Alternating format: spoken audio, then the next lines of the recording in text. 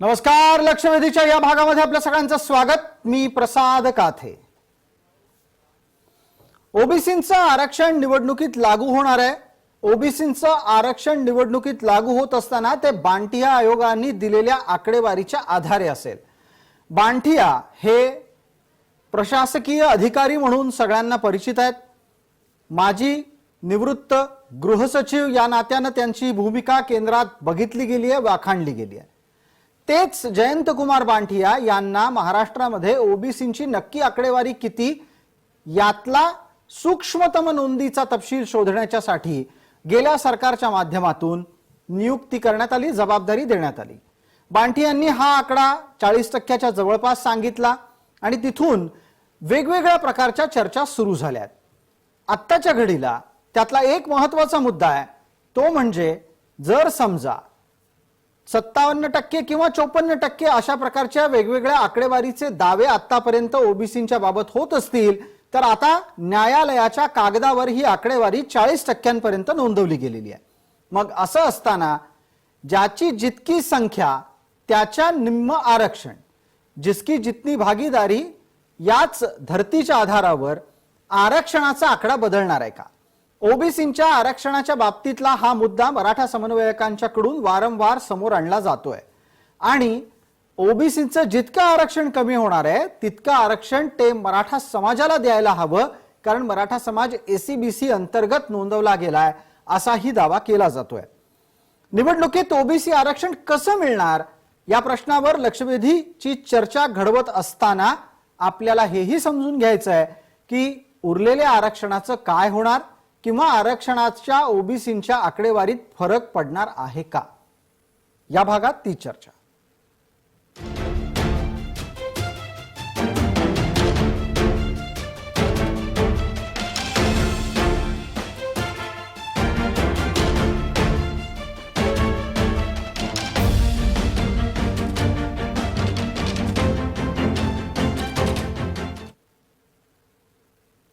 या चर्चेमध्ये आपल्यासोबत सहभागी होणाऱ्या मान्यवरांचा मी आपल्याला पटकन परिचय करून देतो. आपल्यासोबत आबासाहेब पाटील आणि दिलीप पाटील हे दोन मराठा समन्वयक आहेत. आपल्यासोबत ओबीसींची राजकीय लढाई एका निर्णायक वळणापर्यंत घेऊन जाणारे विकास गवळी आहेत. याचिकाकर्ता या नात्यानं ते संपूर्ण देशाला परिचित झालेले आहेत. आरक्षण अभ्यासक या नात्यानं हरिभाऊ राठोड आपल्यासोबत आहेत. तांत्रिकदृष्ट्या ते अधिक सुस्पष्टरित्या लवकरच आपल्याबरोबर जोडले जातील, त्यावेळेला ते चर्चेत सहभागी असतील. आता माझा पटकन पहिला मुद्दा विकास गवळी आपल्याला. विकासजी, ज्या पद्धतीनं ओबीसींच्या संदर्भातली सूक्ष्मतम नोंदीची लढाई आपण न्यायालयात नेली, ती एका विशिष्ट निर्णायक पातळीपर्यंत जिंकलीत, पण आता त्यातला आलेला आकडा हा काय सुचवतो आणि किती टक्के आरक्षण या समाजाला असलं पाहिजे याबाबत काही चर्चा आज झालेली आहे का न्यायालयात? प्रसादजी, आपल्याला मनापासून धन्यवाद. सातत्यानं आपण या ओबीसीच्या प्रश्नावर अनेक चर्चा घडवून आणल्या आणि या चर्चेच्या माध्यमातून ओबीसीचा आज जो काही या लढाईमधला आम्ही टप्पा गाठला तर त्याचं खूप मोठं श्रेय आपल्याला देखील जाते.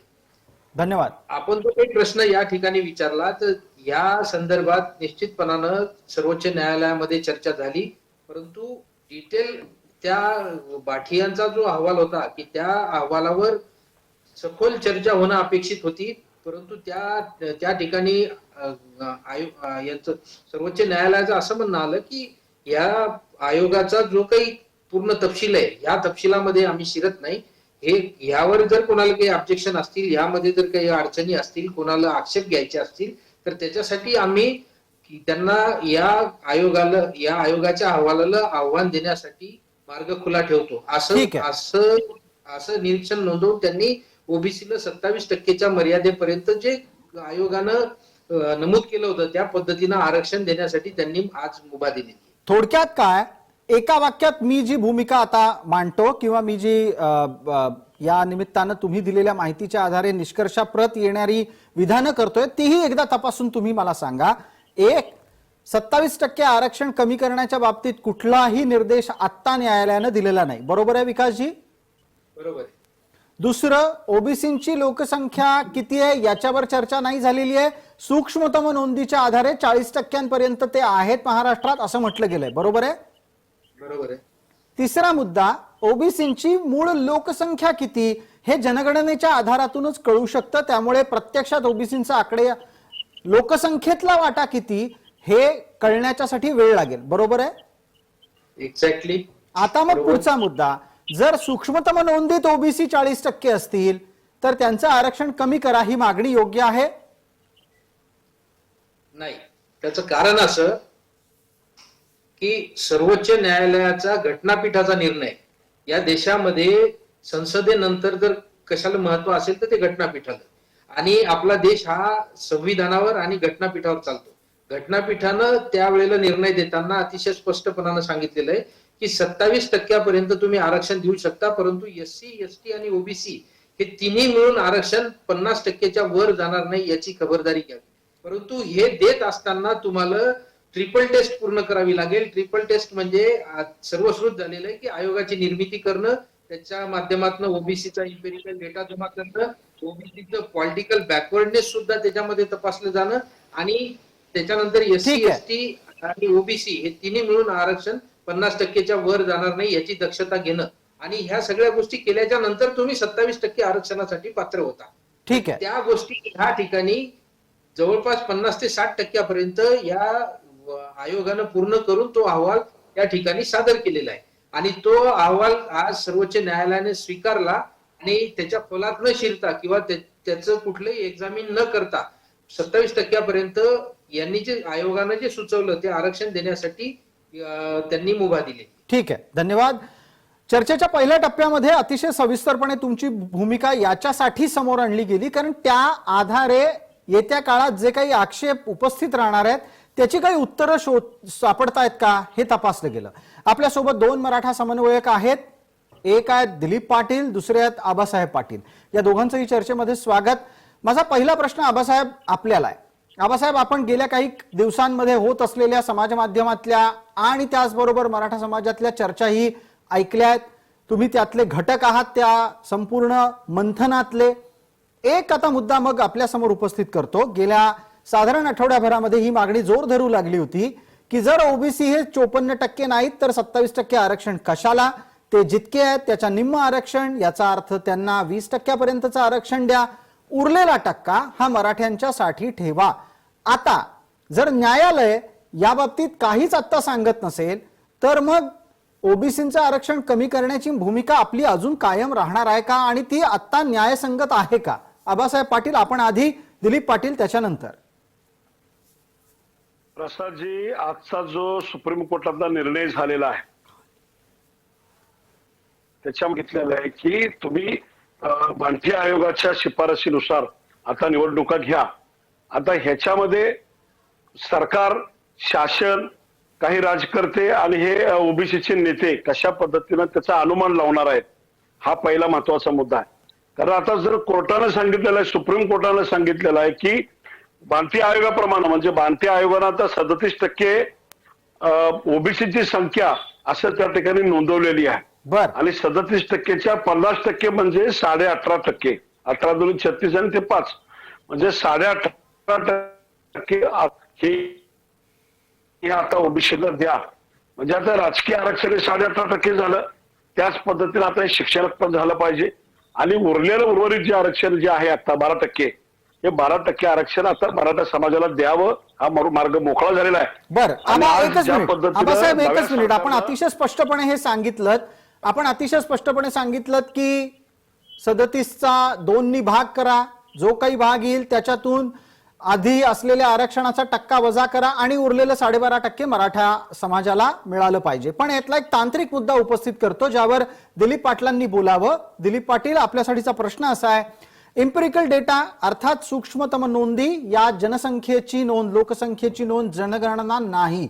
मग शिक्षणातलं आरक्षण आणि त्याचबरोबर नोकरीतलं आरक्षण हे एम्पिरिकल डेटाच्या आधारे कमी करा ही मागणी तर्कसंगत आहे का? दिलीपराव. पहिली गोष्ट, काते साहेब आपलं परत एकदा अभिनंदन करतो. आतापर्यंत हे नाही मराठा समाजाचं. धन्यवाद. हा जो प्रश्न आहे महत्वाचा आहे, लक्षात घ्या की मराठा समाजाला 50% आत ओबीसी मधनच आरक्षण द्यायला पाहिजे हा प्रश्न कायम लावून धरला.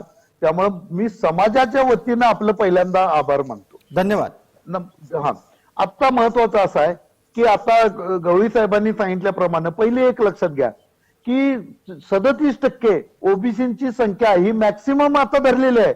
आतापर्यंत कुठेही 54-60% नव्हती, त्यामुळे 37% आले आणि कायद्याप्रमाणे घटनेप्रमाणे त्याच्या निम्म आरक्षण द्यायला पाहिजे. आणि तुम्ही म्हणल्यासारखं सूक्ष्मतम म्हणजे एकदम पॉइंट टू पॉइंट जर का जर सर्वे झाला असेल तर बांटे आयोगानं सांगितलंय की 37% लोकसंख्या आहे. आता एक दुसरी गोष्ट आहे, 37% लोकसंख्या आहे आणि आरक्षण 27% द्या असं रेकमेंड केलं. आता सुप्रीम कोर्टाच्या निर्णयाला आम्हाला चॅलेंज करायचं नाही. खरं एक नंतर लक्षात घ्या की हा प्रश्न परत येतोच की जे 27%च्या जागी आबासाहेब म्हटल्याप्रमाणे 18.5% दिलं पाहिजे.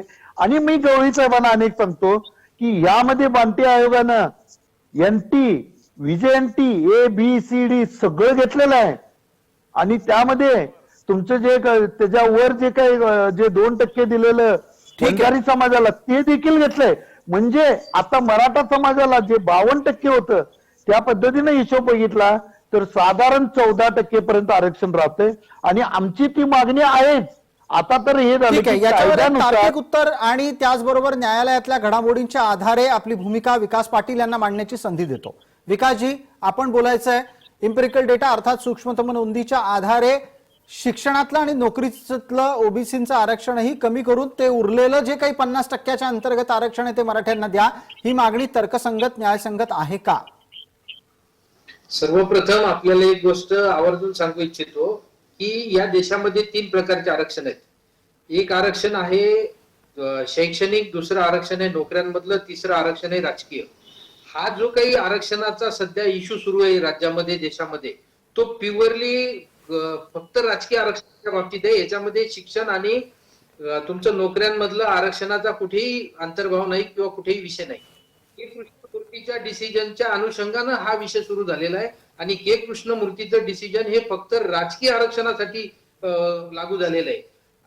नोकऱ्या आणि शिक्षणाच्या आरक्षणासाठी इंदिरा सहानीचं डिसिजन आहे आणि त्या इंदिरा सहानीनं 50%ची कॅप लावलेली आहे. आणि मराठा समाजाला आपल्याला जर आरक्षण द्यायचं असेल तर कुठेतरी के कृष्णमूर्तीचा विषय न घेता त्याच्यामध्ये इंदिरा सहानीचं जे डिसिजन आहे त्याला आपल्याला कुठेतरी चॅलेंज करावं लागेल. विकासजी एकच मिनिट याच्यातला जो तुम्ही इंदिरा सहानी न्याय खटल्याचा आधार देताय त्या खटल्यामध्ये 50%ची मर्यादा घातली हे बरोबर आहे, पण आता इथे एक नवा वाद काय जन्माला आलाय की ओबीसीचा आकडा जर कमी होत असेल तर उरलेलं आरक्षण हे 50%त उरतंय, मग जो 50%तला उरलेला वाटा आहे तो मराठ्यांना द्यावा ही भूमिका मांडली जाते. त्यावर आपलं म्हणणं काय? मग त्यावेळेला कृष्णमूर्ती जजमेंट पाहायचं, इंदिरा साहनी जजमेंट पाहायचं का? हा नाही, हा नंतरचा मुद्दा. इथे 50% जागा रिकामी होतीये, त्या रिकाम्या जागेत मराठ्यांना ऍडजस्ट करा, सामावून घ्या, ही भूमिका आहे. नाही, त्यांचं जे म्हणणं आहे की ओबीसींना 50%च्या मर्यादेमध्ये, म्हणजे सॉरी, त्यांचं ओबीसीची जी संख्या आहे त्याच्या 50% आरक्षण द्यायचं, परंतु SC STंना तर त्यांची जेवढी संख्या आहे तेवढं आरक्षण मिळते ना, ओबीसींना सुद्धा त्या प्रमाणात आरक्षण मिळालं पाहिजे. नवीन आता विकास गवळी साहेब आपण नवीन तर्क आणायला लागला. जे SC ST ना घटनेमध्ये आरक्षण दिलंय, ओबीसीना जे आरक्षण आहे ते घटनेमधलं आरक्षण नाही आहे, हे यानंतर घटनेमध्ये 50% आहे. फक्त 2च जातीला घटनेमध्ये आरक्षण आहे, ज्यांना 100% आरक्षण देतं.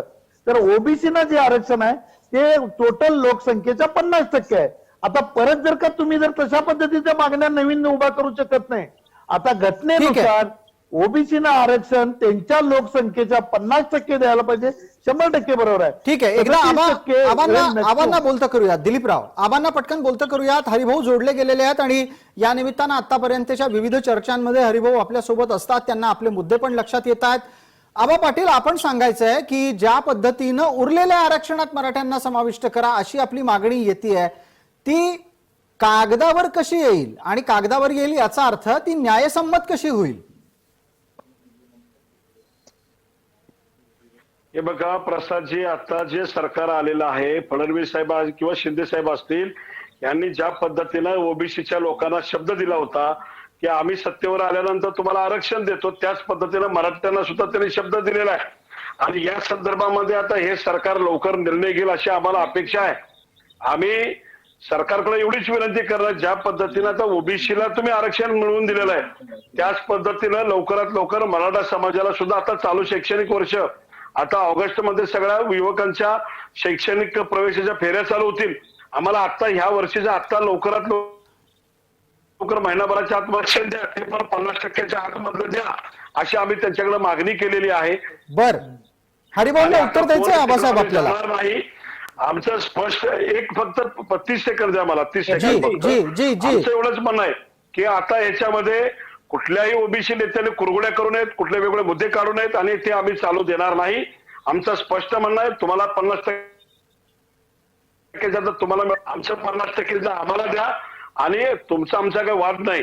मुळात काय वेगवेगळं तुमचं ऍक्च्युली 1962 सालची जर जनगणना धरली बर. ती मागच्या वेळेला पण सांगितलं यांची संख्याच होत नाही. मुळात ह्याच्यामध्ये आता सांगितलं होतं आरक्षणाच्या मुद्द्यावर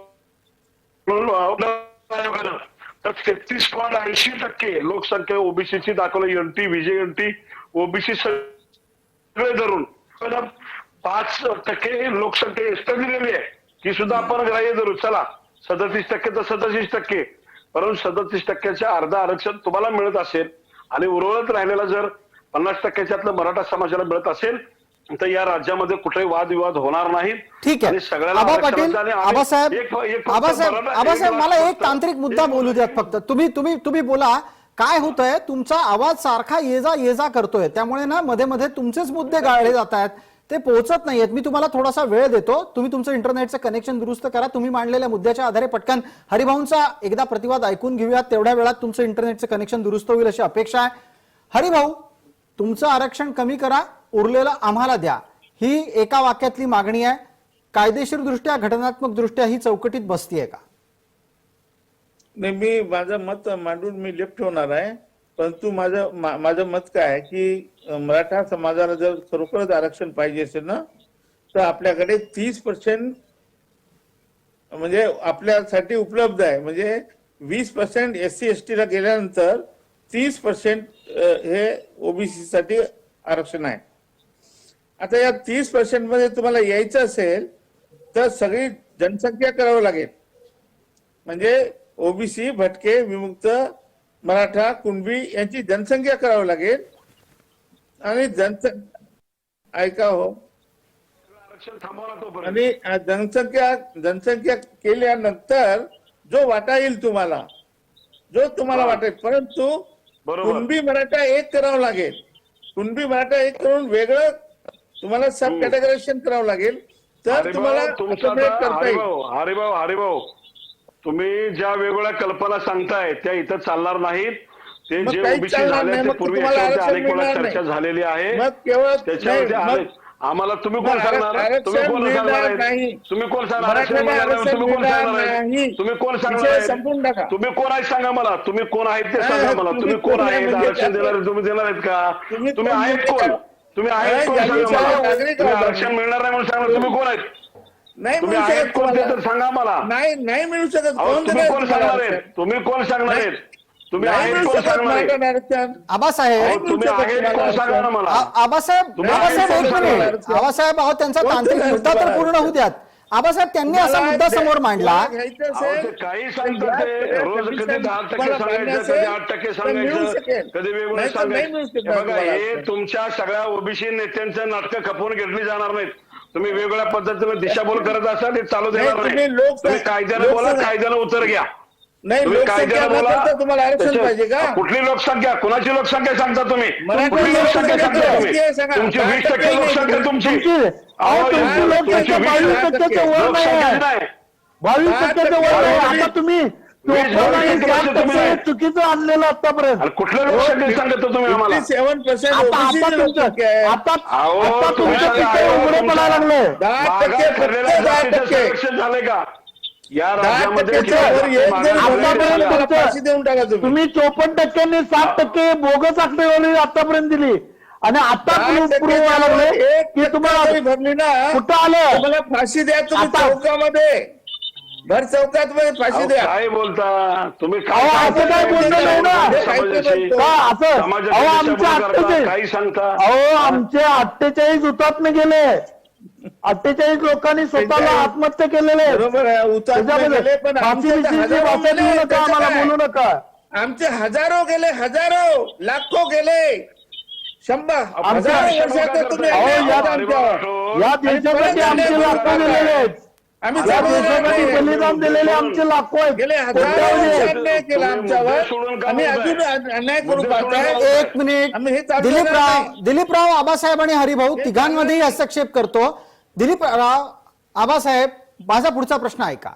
हरिभाऊ राठोड यांनी आकडेवारीच्या माध्यमातून मुद्दा मांडला, तो पुन्हा एकदा ठिणगी सारखाच समोर आलेला आहे आपल्या बाबतीत.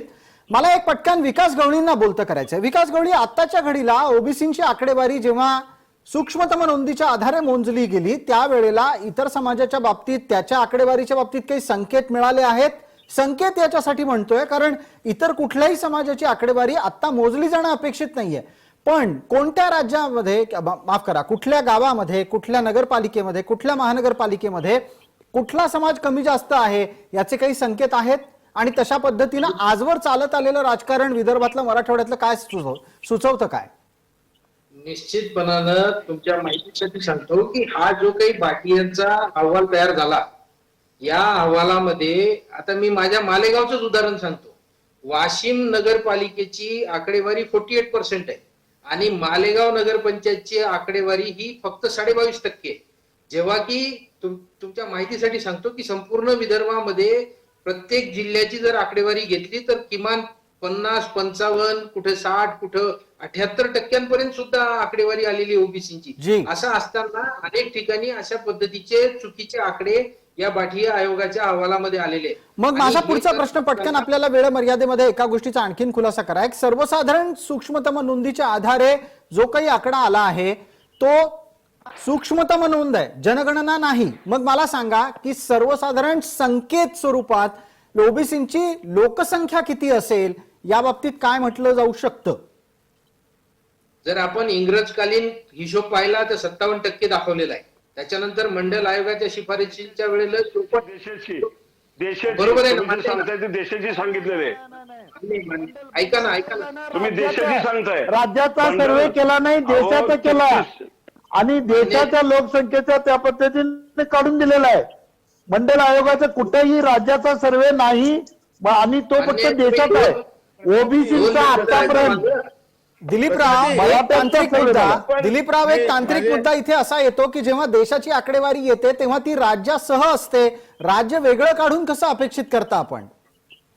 नाही, महत्वाचं असं आहे की राज्यामध्ये एक महत्वाचं आहे की राज्यामध्ये बऱ्याच ठिकाणी एक लक्षात घ्या, देशभर जाती ज्या आहेत त्या 3-3.5 हजार ओबीसी जाती आहेत आणि महाराष्ट्रामध्ये फक्त 384 जाती आहेत. जर का 384 जाती असतील तर महाराष्ट्रामध्ये ओबीसीचं प्रमाण कमी आहे. नाही, पण याच्यात एक मुद्दा हरिभाऊ मांडू इच्छित आहेत. तत्पूर्वी विकास गवळी यांनी पटकन सांगावं, तुमच्या लेखी राज्यात किती टक्के ओबीसी आहेत? पटकन एका आकड्यात सांगा. विकास गवळी, आपल्याला विचारलं. या आता जे बाठियांचा जो अहवाल आलेला आहे याच्यामध्ये 40% आकडेवारी दर्शवलेली आहे. परंतु काही ठिकाणी ही आकडेवारी जास्त झालेली आहे, काही ठिकाणी कमी झालेली आहे. ठीक आहे. मराठवाड्यामध्ये जर आपण गेलो तर त्या ठिकाणी ओबीसीची आकडेवारी एवढी नाही, परंतु त्या ठिकाणी आकडे बघून दाखवलेले. आणि विदर्भामध्ये ऍव्हरेज काढले तर 30-32% पुढे जात नाही. हरिभाऊ 57% म्हणतात, 30-32% वर जात नाही. 32% वर नाही आहे, 57% आहे आकडेवारी आमची. 32% वर नाही. दिलीपराव, एक प्रश्न हरिभाऊ मगापाशी विचारत होते. एकच मिनिट ऐका सगळ्यांनी. दिलीपराव, मगाशी हरिभाऊ एक प्रश्न तुम्हाला विचारत होते, तो कदाचित गोंगाटामुळे पोचला नाही. हरिभाऊ विचारू इच्छित आहेत की मराठा समाजाची लोकसंख्या मोजली तर हरकत काय?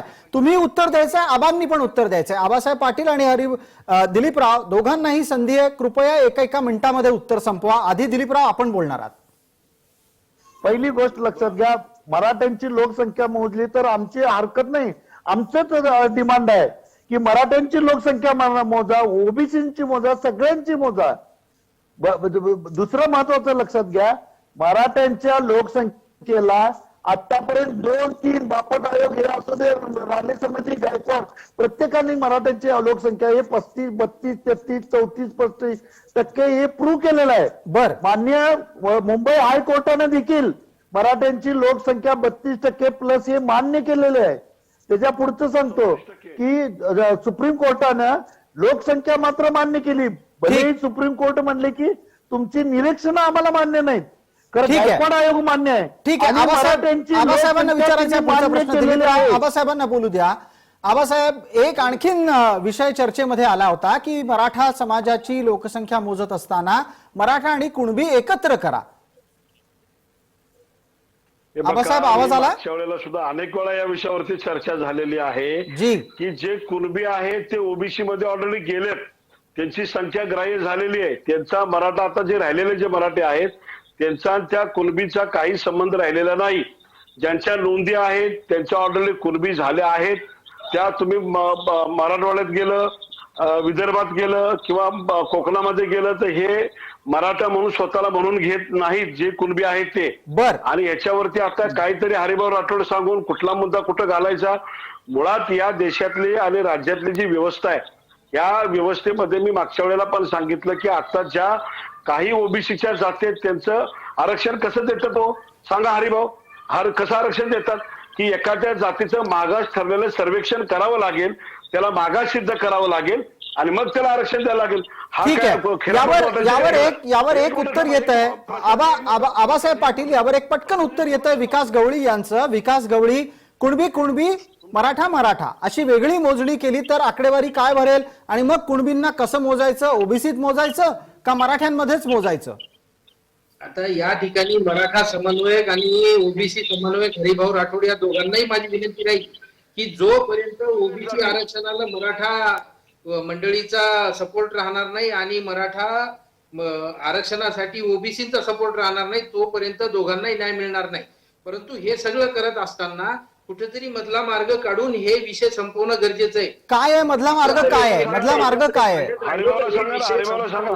आणि दोघांनाही न्याय आबासाहेब, हा, तुमच्याकडे आहे मी तर मार्ग. सांगतोय तुम्हाला. तुम्ही 8% आणि 2% सांगताना मार्ग आहे तुमच्याकडे. नाही 2 नाही, तुम्ही मोजून घ्या ना. मोजून घ्यायला हा, तुम्हाला मोजून. हे बघा, दिलीपराव जे सांगतात ना ते बरोबर आहे. काही बोलता आम्ही ऐकून घ्यायचे का?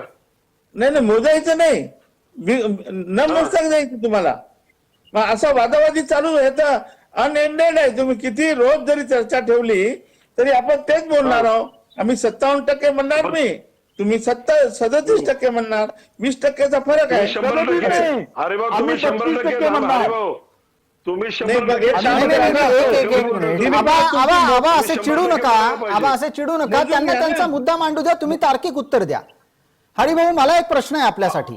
मला आपल्याला प्रश्न विचारू द्या. आणि आपण चर्चेच्या वेळ मर्यादेला ओलांडला आहे, त्यामुळे मला आता फार वेळ ही चर्चा पुढे नेता येणार नाही. पटकन हरिभाऊ, दिलीपराव, आबासाहेब आणि विकास गवळी सगळ्यांना संधी देईन. 30-30 सेकंदात पटकन उत्तर द्या. हरिभाऊ, हा मुद्दा आता मराठा आरक्षणाच्या दिशेने सरकताना दिसतोय.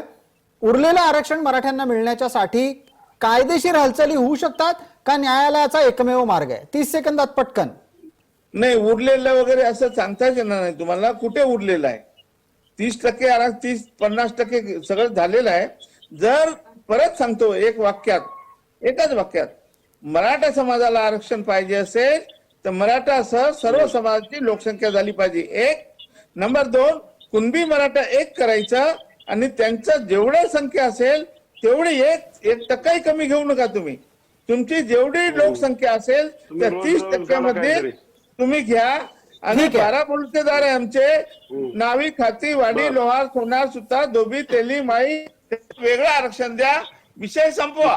ठीक आहे. आबासाहेब पाटील, आपल्याला हा तर्क पटत नाहीये हे वारंवार समोर आलंय. तुम्ही पुढे करणार काय आहात? सरकारला निवेदन देणार आहात का न्यायालयात जाणार आहात? प्रसादजी, सरळ विषय आहे. या घटनेप्रमाणे आणि कायद्याप्रमाणे 50%च्या वरती आरक्षण देता येत नाही. तो मुद्दा सिद्ध झालेला आहे आणि याच्यावरती अनेक वेळा चर्चा आता कोर्टाने दिलेला आहे. 37% आरक्षण व 37% लोकसंख्या असलेला बांटी आयोगानं सांगितलेला आहे आणि त्याच्यामध्ये आता 50% यांना देण्याची शिफारस केलेली आहे. यांनी आरक्षण घ्या. आता ते जसं राजकीय आरक्षण तसं ते शासकीय आणि शैक्षणिक मध्ये सुद्धा होईल आणि राहिलेल्या याच्यामध्ये मराठा समाजाला सुद्धा आरक्षण मिळेल आणि हा सगळा ठीक विषय आहे. इथं संपून जाईल. दिलीपरावांचा वेळ आहे. दिलीपरावांचा वेळ आहे. आबासाहेब दिलीपरावांना संधी देतोय पटकन. दिलीपराव मध्यम मार्ग आहे का? हा दिलीपराव मध्यम मार्ग आहे का? एक मिनिट आबा, एक मिनिट मला व्यवस्थित सांगू दे. एक लक्षात घ्या की आता जे काही आरक्षणचं जे हे आहे, आमचं म्हणणं असं आहे की ज्या जाती ओबीसी मधल्या आहेत ज्यांच्या आयोगाकडून सर्वेक्षण झालेलं नाही, मागास ठरवलेलं नाही, अशा एक ओळीच्या GR मध्ये जे जाती आहेत त्यांचं तुम्ही पहिल्यांदा हे करून घ्या मागासवर्गीय आयोगाकडून. मराठ्यांचं सर्वेक्षण झालेलं आहे, मराठ्यांना तुम्ही इन्क्लूड करा. अशा जाती आहेत त्या कमी करा. आणि महत्वाचं आहे की कुणबी जे आहे 12% आहे तो ऑलरेडी ओबीसी मध्ये आहे. ठीक आहे. त्यामुळे 37% गेलं. नाहीतर ओबीसीची संख्या हे 22 ते 24% पुढे. ठीक आहे. ठीक आहे. आता परत तो आकड्याचा गोळ, आकड्याचा वाद नका करू. मला विकास गवळींना विचारू द्यात. विकास गवळी, आजच्या न्यायालयीन निकालाच्या नंतर न्यायालयातली ओबीसी आरक्षणाच्या संदर्भातली लढाई पुढे कशी सरकणार आहे? या पुढच्या सुनावणींमध्ये मुद्दे काय आहेत? आपण आता या ठिकाणी जे सांगितलं की मराठा आणि ओबीसीची लोकसंख्या होणं गरजेचं आहे, त्या लोकसंख्येच्या पर्यंत वाट पाहण्याची गरज नाही. सध्या जी लढाई सुरू आहे ही काही आजच्या घडीला केस क्लोज झालेली नाही. याला त्यांनी चालू ठेवण्याचा सुतोवाच आजच्या ऑर्डरमध्ये आहे. असं असताना मराठा समाज आणि ओबीसी या दोघांनी मिळून जर सर्वोच्च न्यायालयाकडे डिमांड केली की ओबीसी आणि इतर या सगळ्यांना ह्या इम्पेरिकल डेटाच्या माध्यमातून यांची जर मोजणी केली, ठीक आहे. दूध का दूध पाणी का पाणी निश्चितपणाने होणार आहे. धन्यवाद. आपण ही भूमिका सुस्पष्टरित्या मांडलीत आणि त्याचबरोबर इतर प्रत्येक मान्यवरांनी आपापली भूमिका तितकीच योग्यरित्या अधोरेखित केली. सगळ्यांना समान न्याय आणि समान वेळ देण्याचा आमचा प्रयत्न होता. आपण सर्व मान्यवर या चर्चेत सहभागी झालात त्याबद्दल आपले मनपूर्वक आभार. लक्षवेधीच्या या चर्चेमध्ये तूर्तास इतकंच. सर्व प्रेक्षकांना जय महाराष्ट्र.